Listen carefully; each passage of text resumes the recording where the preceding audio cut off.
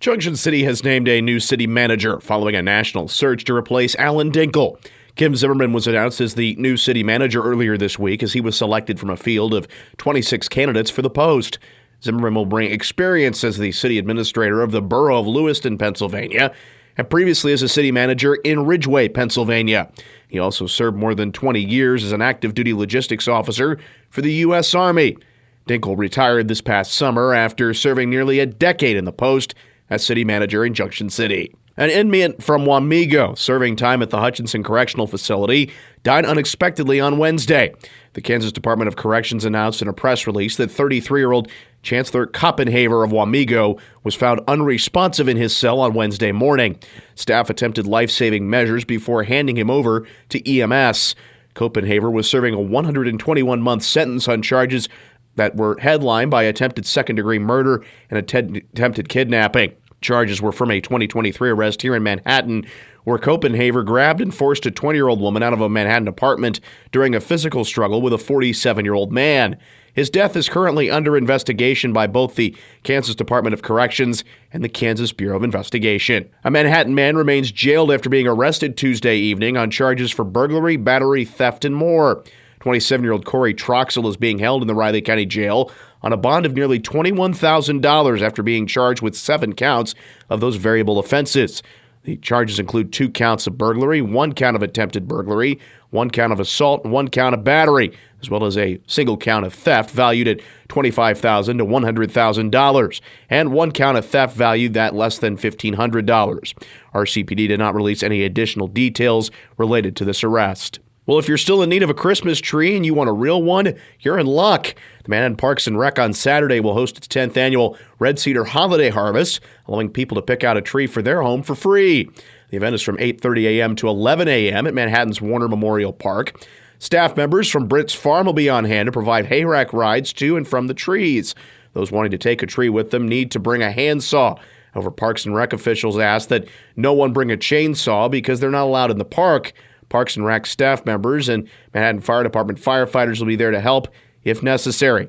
After the holidays, you can recycle your tree at Long's Park through January 31st. Officials request people remove all ornaments and decorations before bringing their trees for recycling.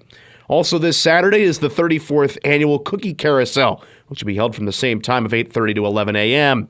The event will be held in the Parish Center of the St. Thomas More Catholic Church, located at 2900 Kimball Avenue.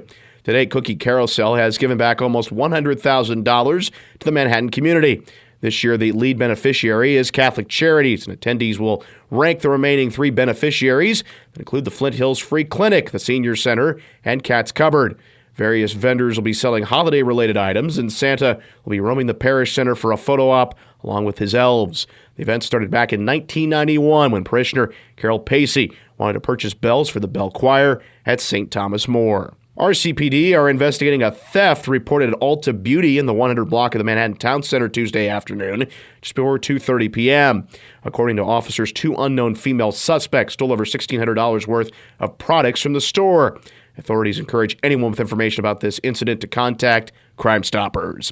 More on the day's headlines can be found at our website, newsradiokman.com and themercury.com.